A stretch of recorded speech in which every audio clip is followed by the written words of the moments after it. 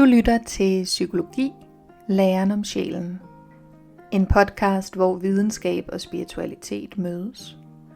Mit navn er Line, jeg er psykolog, og sammen undersøger vi, hvad der sker, når vi genindfører sjælen i psykologien, i os selv og i hinanden. Velkommen til.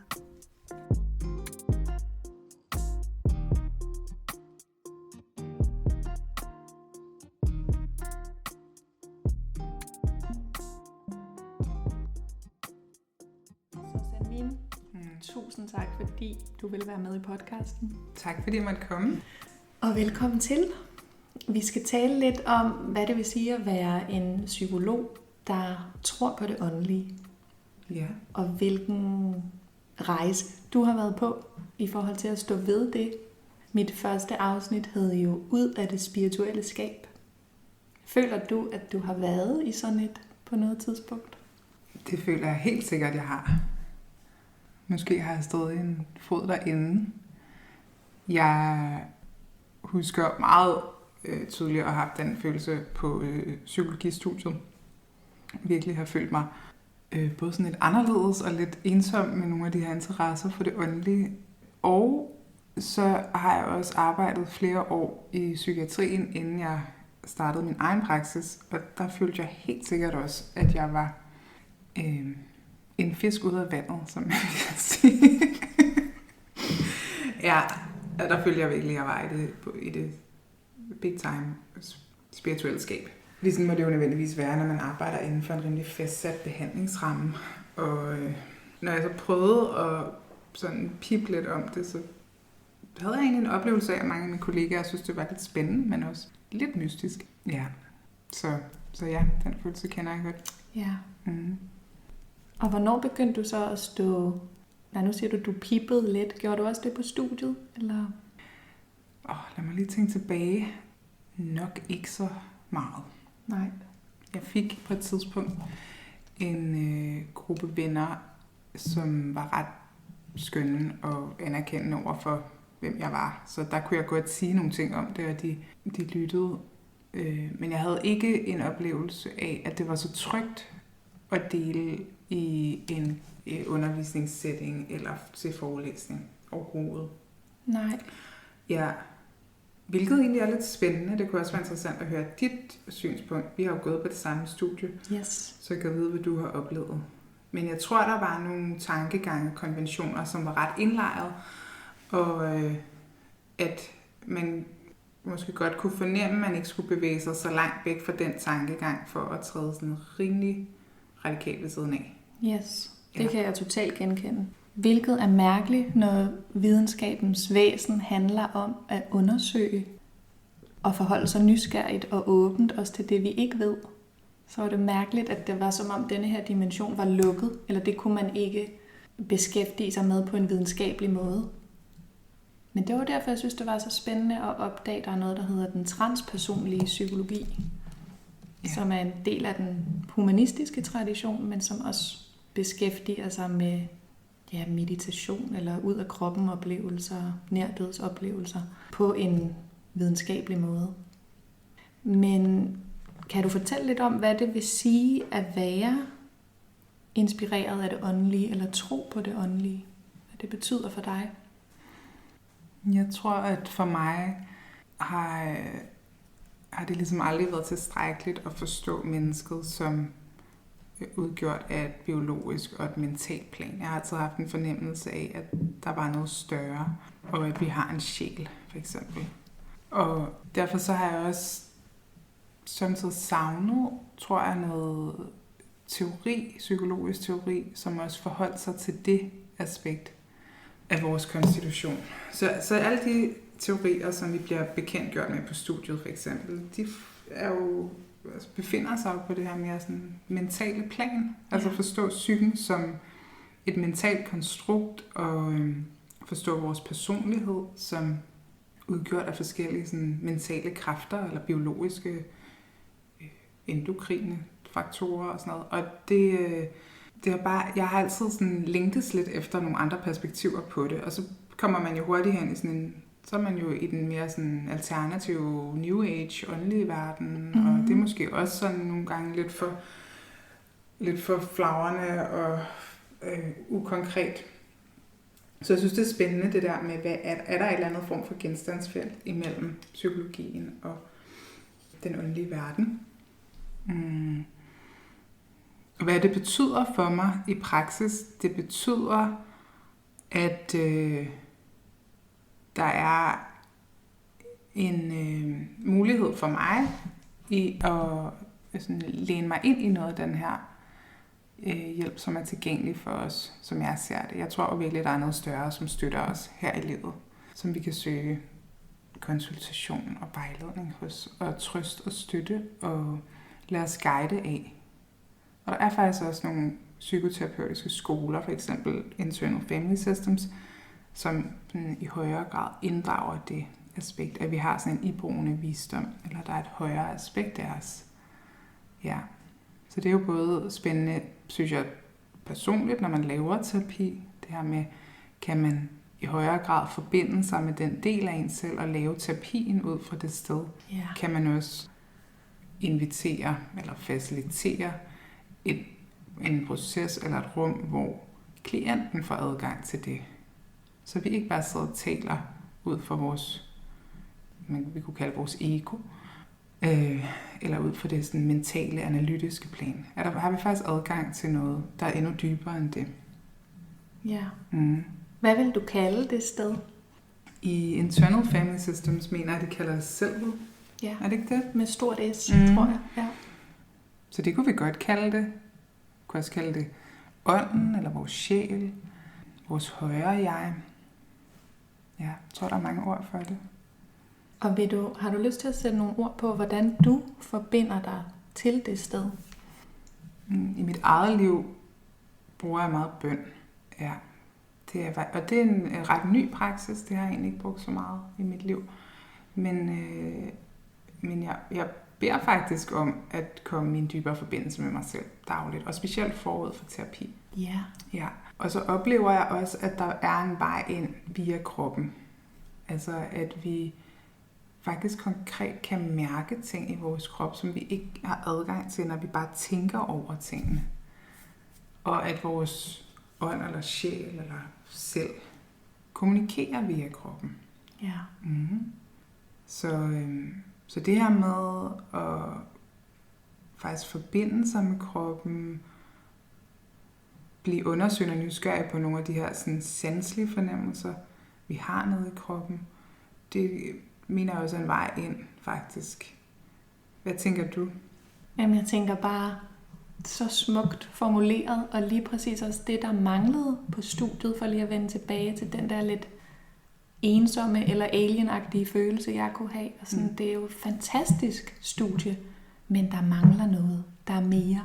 Ja. Og der tror jeg lige præcis, du sætter ord på, at kroppen er en nøgle til det mere, og det er den åndelige eller guddommelige dimension også. Og bøn har jo været en game changer for dig, og det er jo også dig, der har inspireret mig til at have en praksis omkring bøn. Kunne du tænke dig at dele lidt mere om det, eller er det for personligt? Altså, hvornår jeg bruger det? Ja, og det der med, at jeg kan bare høre dig sige, at det har været en game changer. Ja.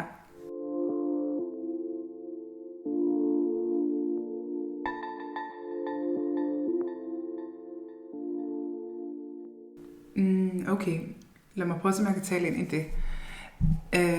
Inden at jeg begyndte at bruge bønnen, så havde jeg tror altid, jeg har haft en idé om, at vi kunne påvirke vores egen virkelighed ved at, ligesom at trække på måske meget intentionens kraft. Altså så det her med, nu er manifestation jo også blevet sådan et emne, der optager mange af min fornemmelse, men det var helt sikkert også noget, jeg brugte i mange år, det her med ligesom at sætte mig mål og visualisere mine mål og måske skrive taknemmelighedsdagbog, eller altså der er forskellige sådan veje ind i det, men det der også er med den teknik, det er, at der ligger hele ansvarsbyrden for at transformere din virkelighed hos dig selv.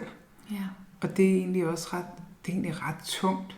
Altså hvis man lige mærker ind i det, hvis der er noget som helst i vores liv, vi er utilfredse med, så har det noget med vores egne tanker og følelser at gøre, og så skal vi ændre på det, og det kan vi helt sikkert. Jeg har altså virkelig oplevet nogle vilde ting ske med at gøre brug af de der teknikker, men også at det er sådan lidt en følelse af at skulle være i kontrol hele tiden. Og så skete der nogle ting i mit eget liv, hvor jeg måske i større og større grad begyndte at forstå, at det er lidt en illusion, det der med, at vi er i kontrol, eller skal være det hele tiden. Blive tvunget lidt i knæ i livet, og begyndte måske mere at tænke, måske at det er mere noget med at læne sig ind i, at der er noget større, som vil os det godt.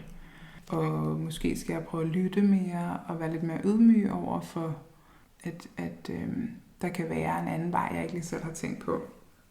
Og i forbindelse med det møder jeg så også en mentorlærer, som introducerer mig til det her med bønnens kraft. Det skal så siges, at der ligger jo ret meget forskning på det her med, at bøn har en transformerende kraft. Så jeg kan nogle gange lidt undre mig over, hvorfor at jeg ikke har haft større sådan, tillid til det før, men jeg begynder så at bruge det som en del af sådan, min morgenpraksis, og det vil jo være det her med netop at bede for det, jeg skal i løbet af dagen, og måske også bede for at få tilgivet og ophedet nogle af de, hvis jeg har det, hvis jeg er træt, eller jeg går rundt med noget selv, som er lidt tungt.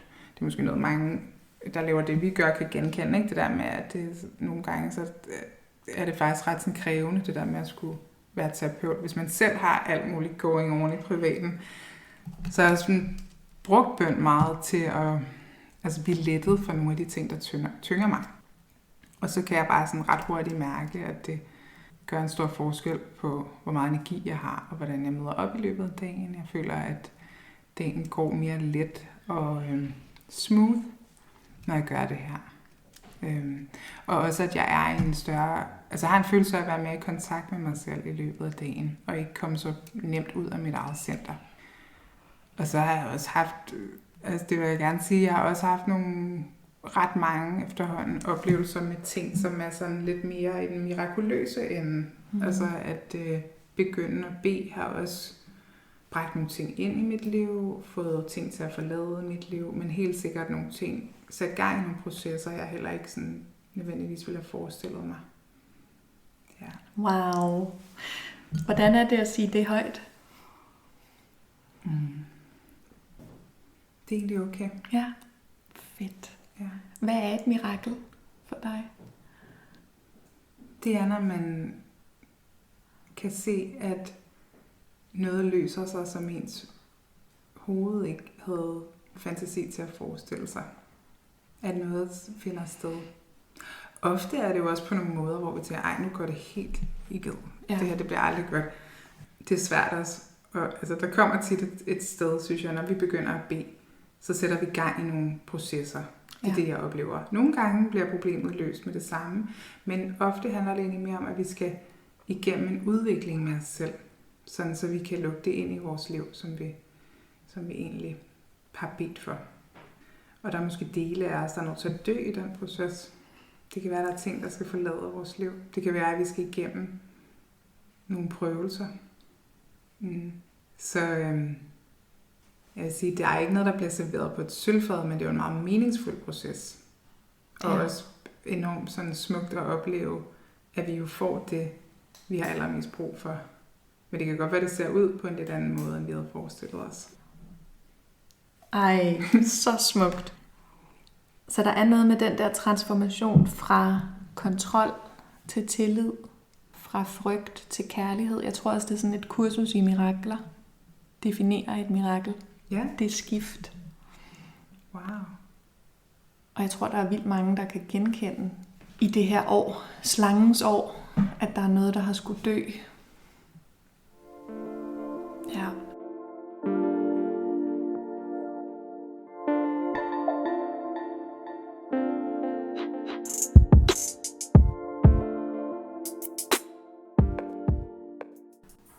er sjælen for dig? Det kan jeg jo godt lide at spørge mine gæster om. Det er et godt spørgsmål. Jeg tror, det er den, vi er, inden vi kommer hertil. Det er nok en del af os, som ikke kan dø. Og en del af os, som på en eller anden måde er sådan uforanderlig. Altså som ikke...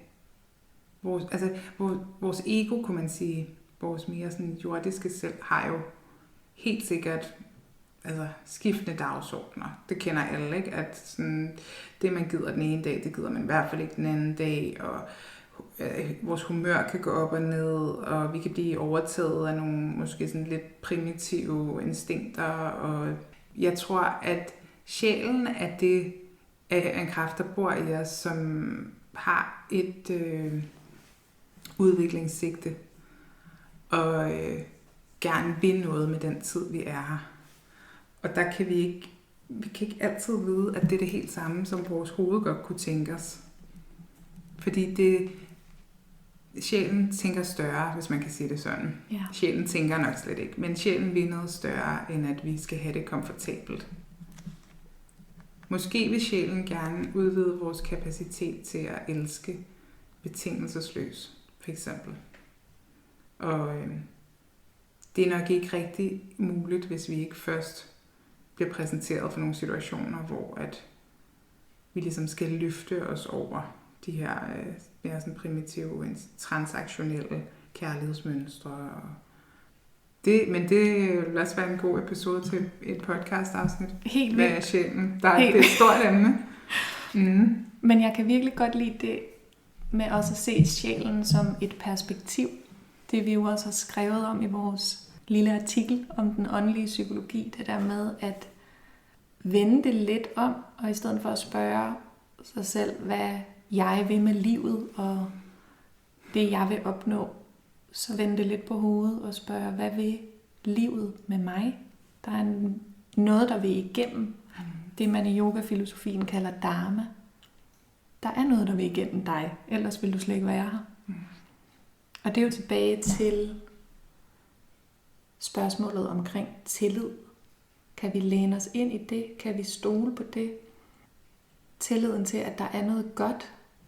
Der er nogle usynlige hænder i ryggen på os, og vi har alle sammen et kæmpe heppekor.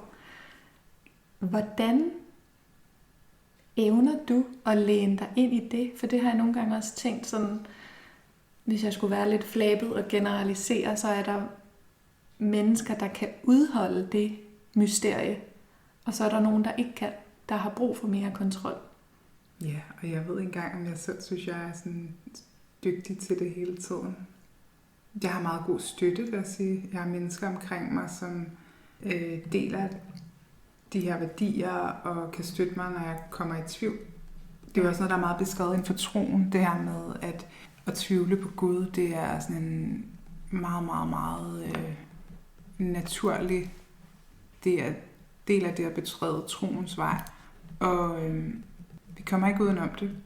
Og nogle gange så tror jeg simpelthen bare, at vi er nødt til at holde os for øjnene og hoppe. Ja. Så det... Måske har jeg været hjulpet af, hvis jeg skulle sige noget, at det her med at bede, og så se de her processer give et meningsfuldt udslag i sidste ende, det styrker jo egentlig troen. Altså jeg kommer også i tvivl, det gør jeg helt sikkert, men jeg kan jo også konstatere, at de ting, jeg har bedt for, de er faktisk sket. Som sagt, ikke altid på den måde, jeg havde forestillet mig, men det giver jo en følelse af, at man interagerer med noget. Ikke? Jo.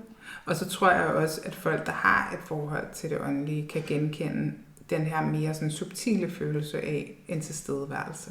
Ja. At man i bøn eller i meditation eller hvad bevæger sig ind i et religiøst eller helligt rum, har en fornemmelse af, at der altså lige nu interagerer med noget, der er større end mig.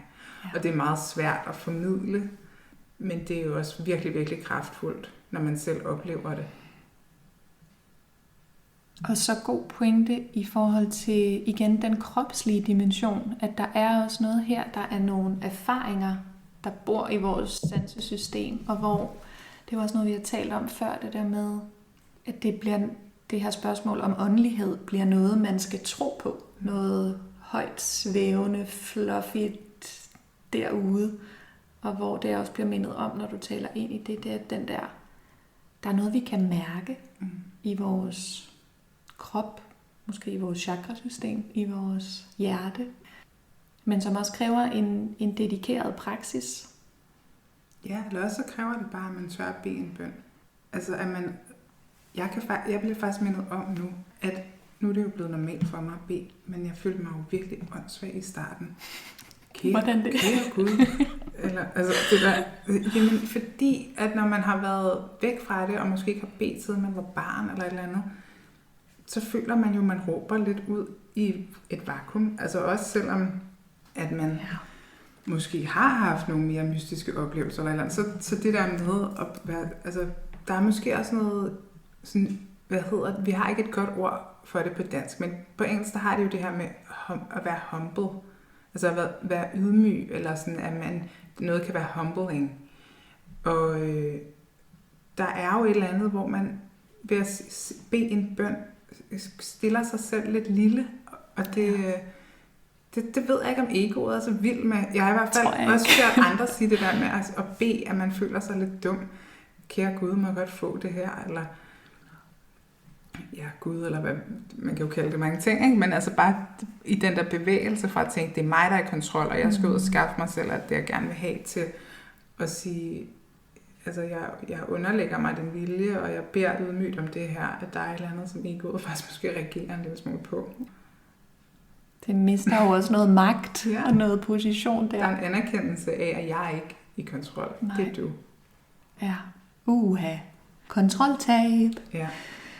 Men det kunne jeg også godt tænke mig at høre dine tanker på, det der med, at den spirituelle praksis, eller overgivelsen til det større, det guddommelige, det åndelige, universet, hvad end vi kalder det, det kræver også et enormt ansvar. For tit kan det jo blive misforstået, eller nogle gange italesat som sådan en lidt ansvarsfralæggende position. Så giver jeg bare det til Gud. Og sådan, altså, men det jeg så godt kan lide ved den måde, du italesætter det på, det er, at det åndelige, det kræver faktisk virkelig et stort ansvar.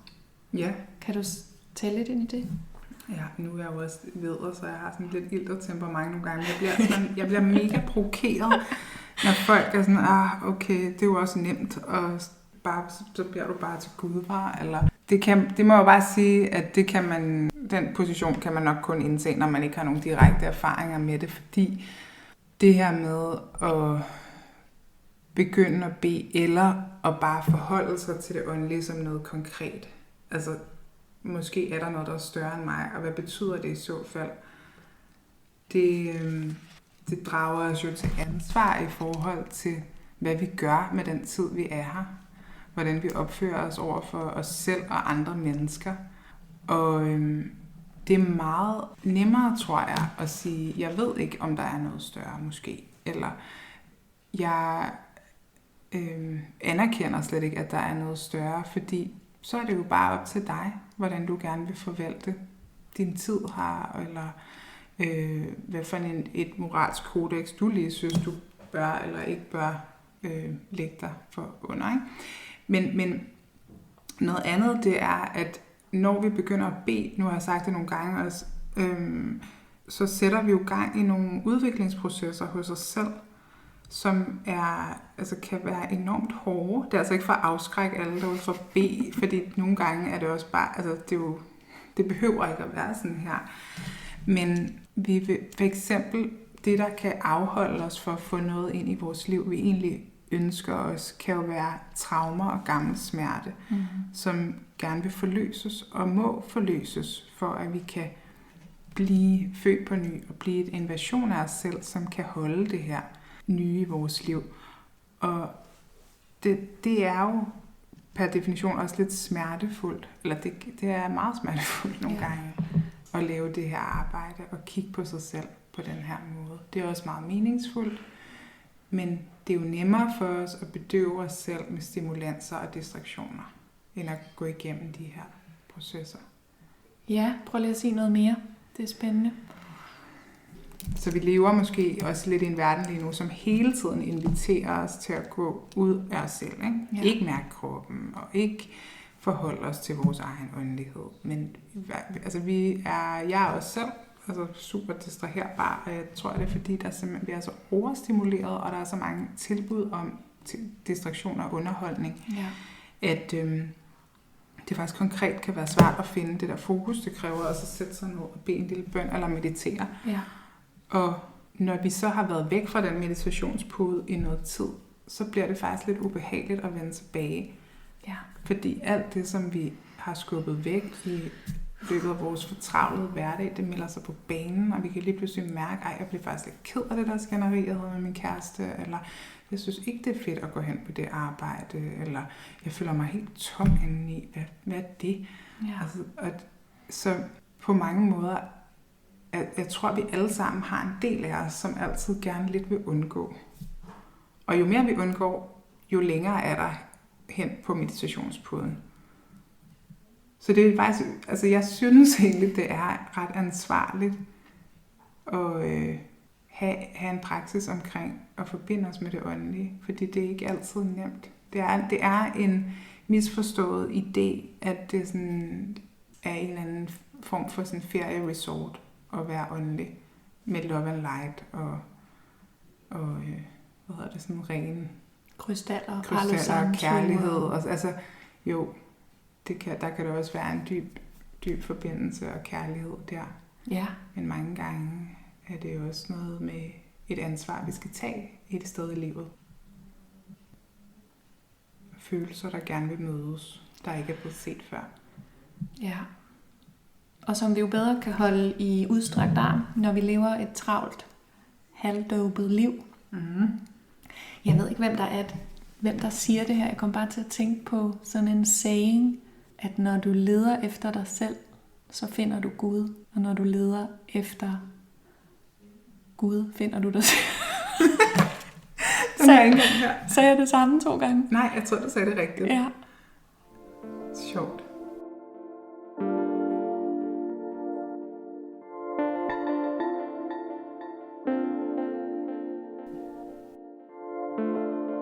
Ja, det ved jeg ikke, om det resonerer med dig. Men der er noget der med, ja, om det guddommelige er ude for en selv, eller inde i en selv.